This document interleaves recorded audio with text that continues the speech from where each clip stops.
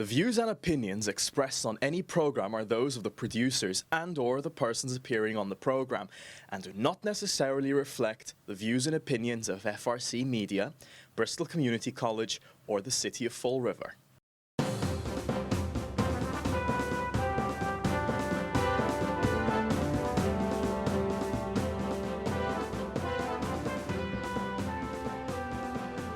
Welcome to Spindle City Straight Talk. I'm Jeff. And I'm CJ. And it is Monday in the Rev. And here we are again on our whatever feed it is. But hopefully we're getting out there. And as per the new normal, CJ will now give us the numbers. As of yesterday at 4 o'clock, the state's total count of COVID cases was 68,087. Bristol County's cases was 4,019. And Fall River had 586 cases with 7 deaths. So we're still, and that was an increase of, what was that? 28 cases, yeah. So I don't think we're going downhill yet. I don't think we're going down that slope, although everyone wants to be. And is everyone ready for Wednesday? Wednesday is the big day. Remember, and if you don't have a mask, you just put a bag over your head and cut some holes in yourself. It doesn't say it have to be a mask. It just says your face has to be covered. So, everybody's got a couple old Stop and Shop bags or something, or some kind of bag, and we can. Actually, somebody gave me a couple of masks, and I couldn't figure out what it didn't fit. And I do have a larger than normal head.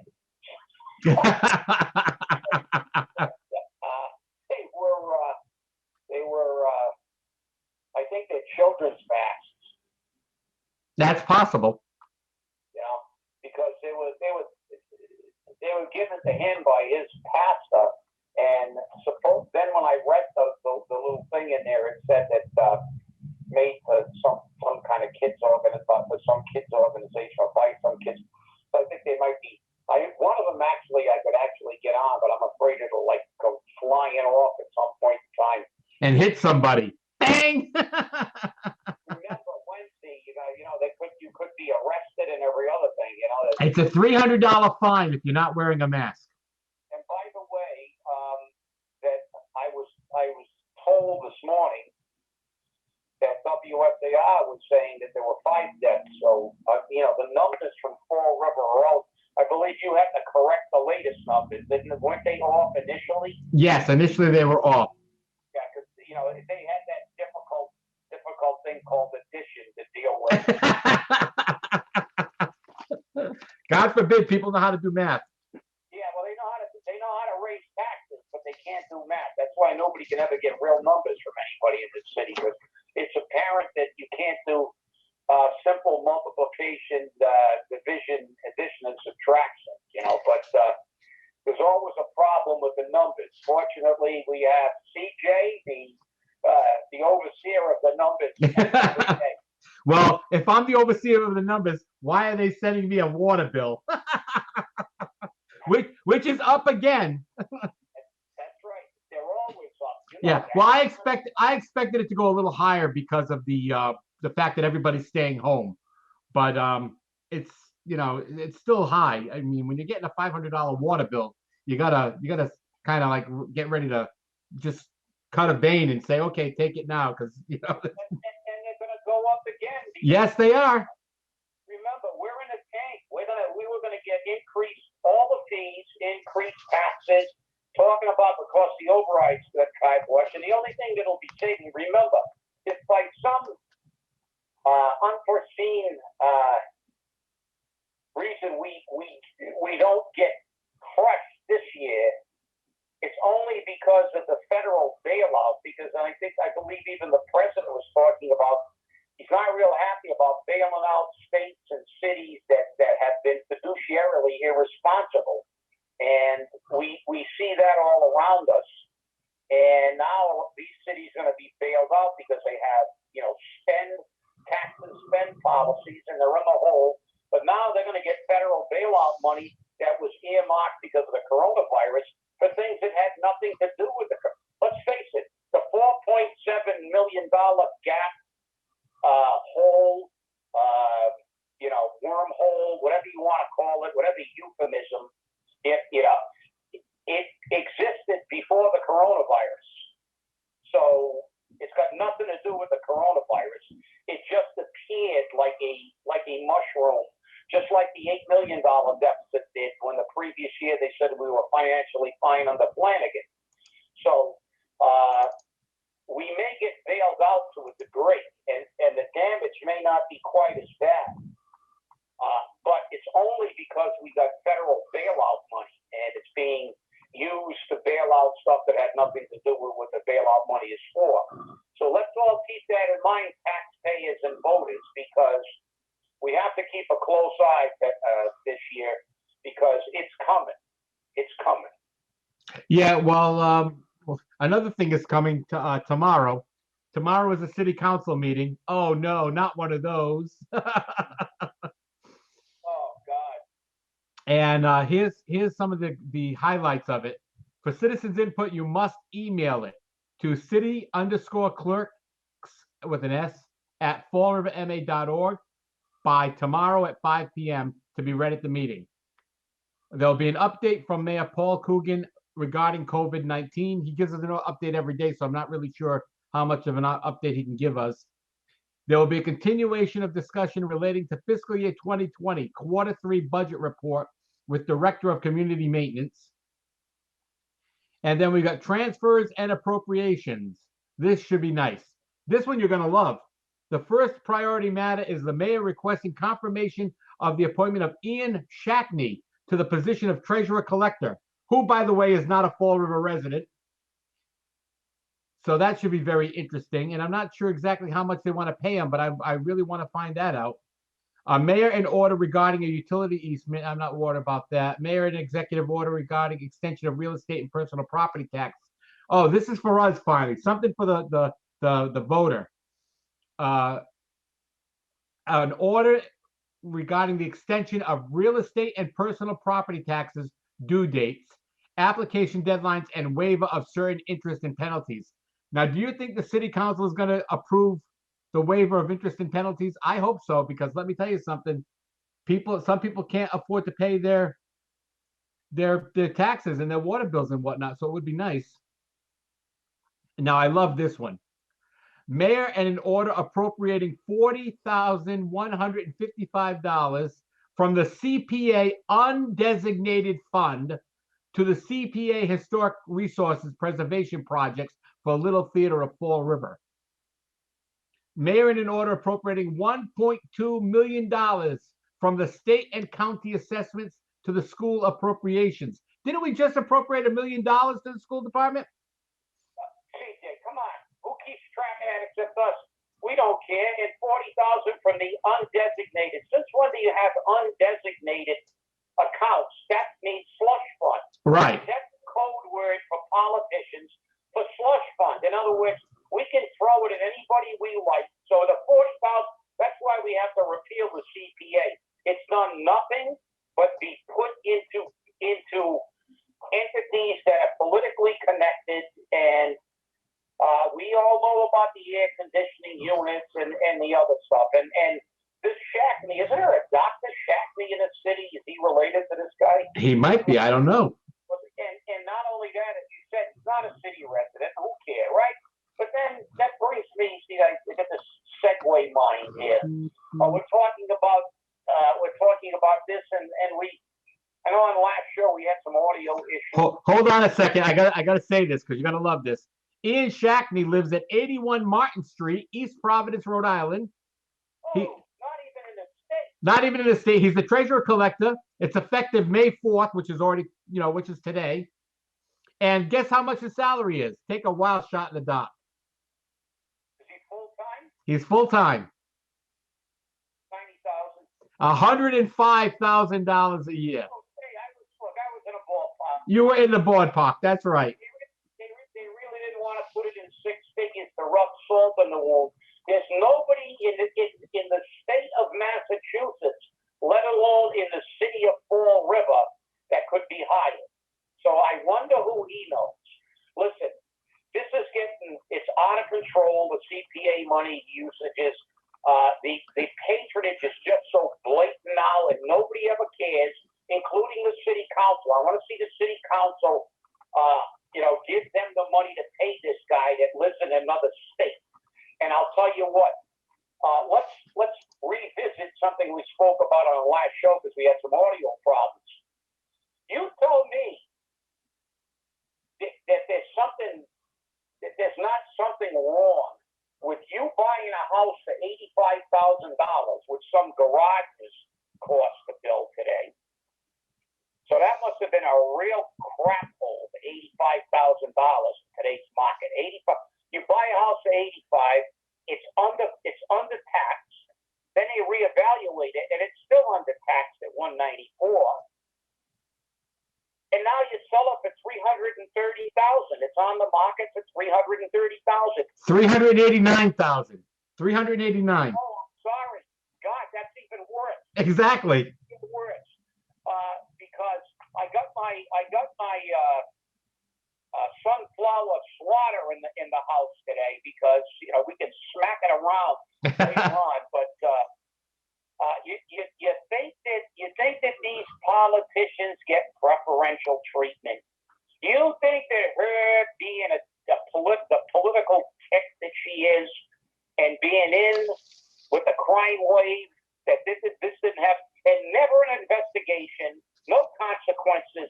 It's in the newspaper, but does anybody ever get charged with malfeasance? Because that is an actual charge. It's for public officials. She was a public official. How many more times do they have to? Well, because if that was you or I, we'd be in jail. They'd come up with a charge, and we would be prosecuted because there's all kinds of shenanigans going on. You buy a house for 85, then you get under tax. Nobody calls you on the under taxation. You don't have to pay it back, and then you dump the house at, well, geez, I don't even know, 85. That's at 389. That's over $300,000 more than you paid for the house. That's pretty damn good. I'll tell you what, I'll scrape up 85 grand. I'll go beg and borrow it, take a loan and everything. If you're going to tell me I can flip it over in a couple of years for $300,000, I'll make it happen. But see, that never happens to the regular people, the taxpayers. We just keep getting it tucked to us.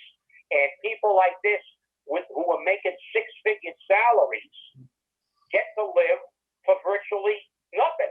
They are on tax-funded welfare. No question about it. And where's the investigations? The 22-window investigation, the investigation on how Dominion got as screwed up as it is, how somebody can get a house for 85 grand and be under tax. No. What happened? The guy resigns, somebody else gets hired, and the beat goes on until we find the next person that's being treated like that. And you know what the result is? You're getting screwed. You and I and every other taxpayer, every other dummy that went to work his whole life and paid his bills and is held accountable by law, just like our federal government. They'll never fix health care because they have a Cadillac plan that they don't pay a penny for. They never have to worry about ever paying too much for drugs, too much for doctor's visits, too much for anything. They have a Cadillac plan. And they'll never fix it because it doesn't affect them. And you know why we don't fix government? Because our city council will not demand investigations when crap like this happens. That's why. That's why. They won't demand an investigation. When is someone going to suffer a consequence for giving the taxpayers a giant screw job?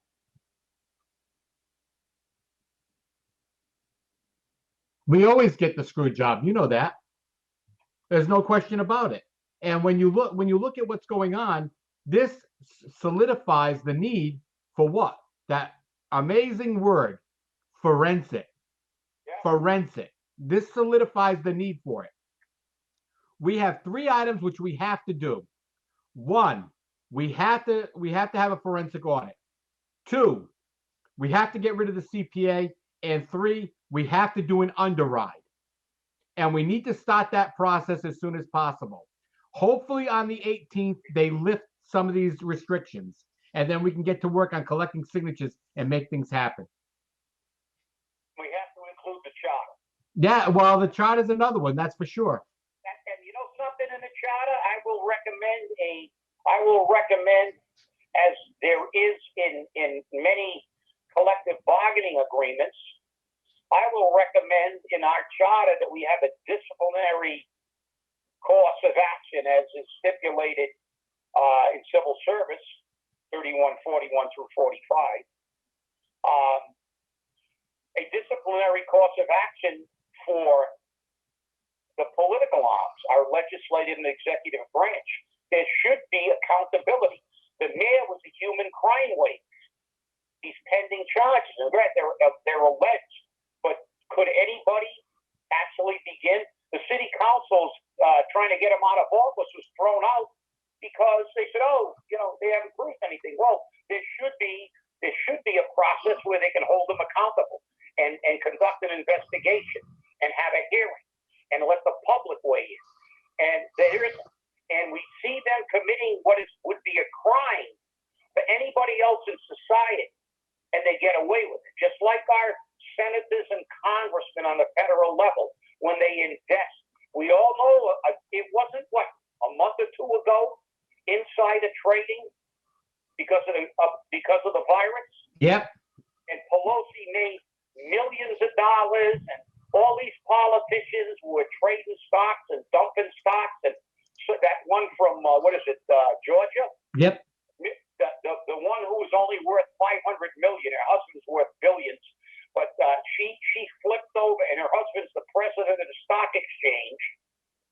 And then she dumps all the stocks that are going to tank, and she buys stocks in the companies that are going to go through the ceiling because they were involved in testing and stuff. But see, if you did that, or I did that, or even if you were a celebrity like, what the hell's her name, Martha Stewart, she went to jail. Right. And you and I, it took them a while to get Martha Stewart in jail. She's got money. She's a celebrity. But if it was you or I and we pulled something like that, we'd be in a slammer. We'd be in the cell of Capone used to occupy for tax evasion. That's right. These people can do this all the time.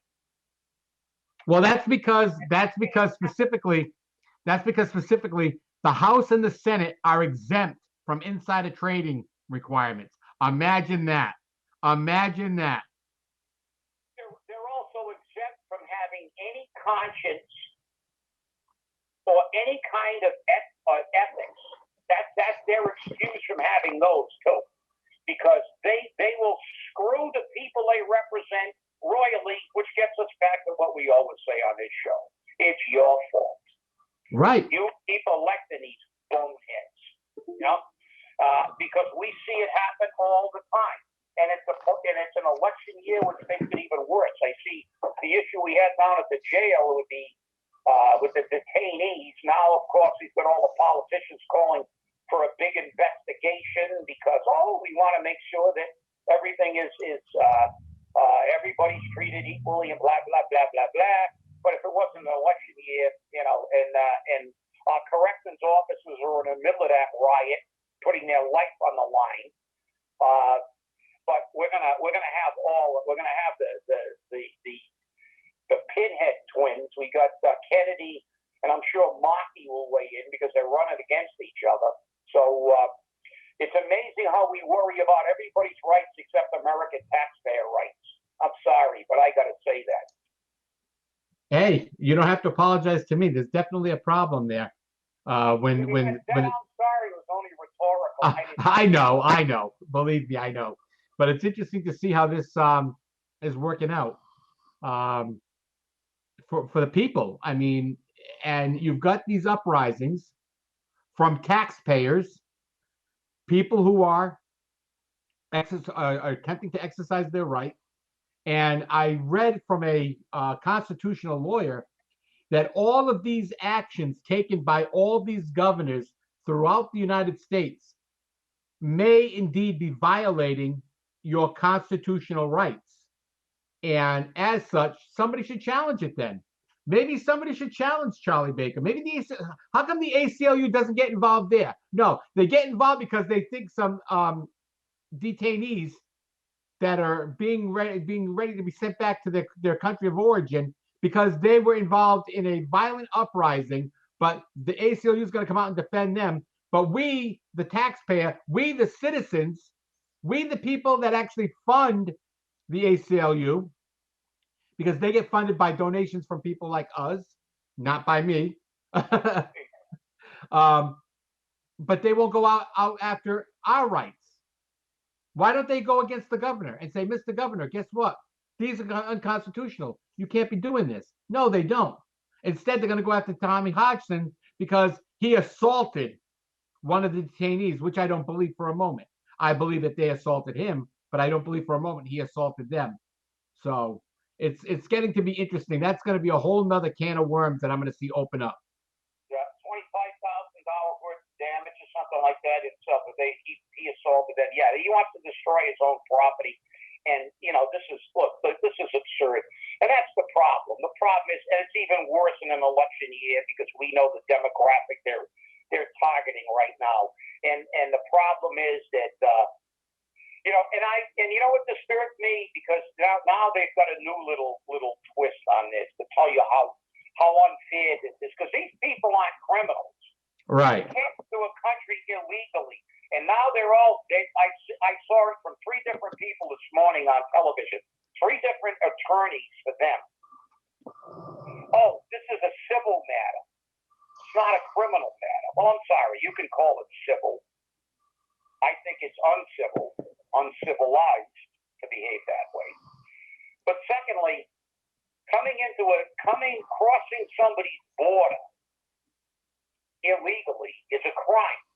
Correct. I don't care about civil or criminal. It is a criminal act. Because I'll tell you what, if you guys, I want all these ACLU lawyers and all these other immigration lawyers and stuff like that who want to say it's only a civil matter, I invite you all to go over to the DMZ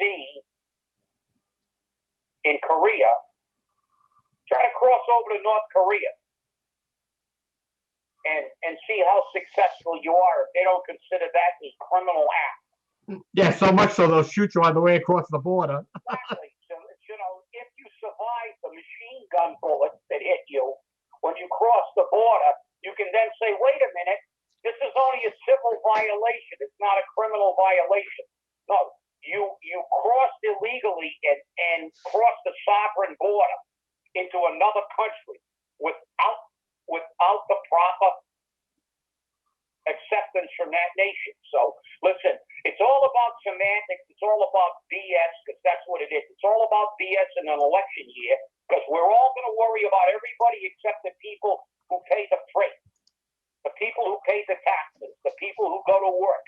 So you got your rich making all kinds of money and with all kinds of tax loopholes, and you got everybody, and you got the people on welfare who don't pay for anything, and you got us poor schmucks stuck in the middle, working your whole life, paying taxes your whole life, and trying to make a living, and all they do is rape and pillage you. So forgive me if I'm not real happy with this. And, the coronavirus did bring one thing, though, CJ, at least. As you said, there are demonstrations in a lot of states. Sometimes it takes one little catalyst, like the purple bags. Yep. To get the people pissed off enough to finally go to the polls and drain this gigantic swamp that we've created. Maybe this is what we need throughout the United States. The government treating us like this is Nazi Germany. They can lock you in your houses. They can tell you how to dress. They can tell you have to wear a mask. They can tell you everything that they want to tell you under the guise of they're protecting you. It's like Big Brother. And, maybe this is it, CJ. As horrible as this virus is, and as tragic as it is, it may be the purple bag of the United States. Maybe these people in Minnesota and Wisconsin and in Georgia and these places that maybe people are finally going to say, look, I'm fed up with these damn bureaucrats that we elected to be our representatives to do whatever the hell they want and then treat us like we're a bunch of indentured servants. Maybe it's time that we go back to electing Joe the plumber instead of, Joe the elitist, because it's about time that the people go back to what our Constitution, how our Constitution was founded, and how our government was founded. The House of Representatives was supposed to be a place for the everyday Joe to go do a 2-year term and go back to their farms, go back to their work, and that was it. That was so everybody took part in government. The Senate was the elitist people, and that's why they had 6-year terms. They were supposed to go be there for 6, 10. House of Lords. Yeah, the House of Lords, exactly. Very similar to the House of Lords and the House of Commons. Very similar, and that's what we need. That's what we need to go back to in the United States. Stop electing these big bucks people, because we elect people that have no idea what John Q. Public is going through. They say they do, but they don't, and that's the big problem. Because if they knew, they wouldn't be doing what they do. They'd be acting differently. The Democratic Party isn't even what the Democratic Party was founded for. They now just serve their own interests. They don't serve the interests of the people. They don't even work towards what's good for the people. Because if there's a political side to everything they do, and that's not the way it's supposed to be. It's just not the way it's supposed to be. Hey, before we run out of time here, because we're getting close, I wanted to say happy birthday to Lenny Kaplan. Lenny's birthday was this weekend. He turned 90 years old. 90 years old. He's doing good. And I got a message from his son. It says, thanks for the plug for my dad. We have not been able to see him in about 6 weeks, but he has a positive attitude and keeps his spirits up. Hope all is well with you people in Fall River. They have opened a lot of stuff up in Georgia, and no masks required. Our governor is going to be a hero or a zero. And that's what's going to happen here in Massachusetts. Our governor is either going to be a hero or a zero. And it's going to be interesting to see what happens. That's for sure. The thing is that, look, they create their own narrative. And as you said, the House of Commons, the problem is the people are going to remember, we can't allow people to buy elections. That's what happened. That $500 million trust fund baby that got that went to Washington. How did somebody like that get elected? How can she have any idea of what the common people do? She's worth $500 million. Her husband's worth billions, and she's representing Georgia, the state of Georgia. How is that possible if her husband is the CEO of the New York Stock Exchange? Does he run the New York Stock Exchange on Wall Street from Georgia? No, she probably doesn't even live in Georgia. They probably got their summer mansion there, so she decided to run. So this is the problem with government. Government's supposed to be representative of the people. Didn't they make a movie many years ago, and it was a pretty good movie with, I think it was Jimmy Stewart, like Mr. Smith Goes to Washington, something like that. Yep, that's right. That's right. It was some regular guy who kind of went to Washington and brought common sense, which is the least common of senses in Washington, brought common sense to Congress. Yeah. So we have to hope that this does have some benefit, and maybe the benefit of this horrible pandemic is that it's got people pissed off enough to realize that the government doesn't care about you. They not only tax you to death, but they basically treat you like you're an indentured servant. Yep, that's it. Well, Chip, we're out of time. It goes by fast.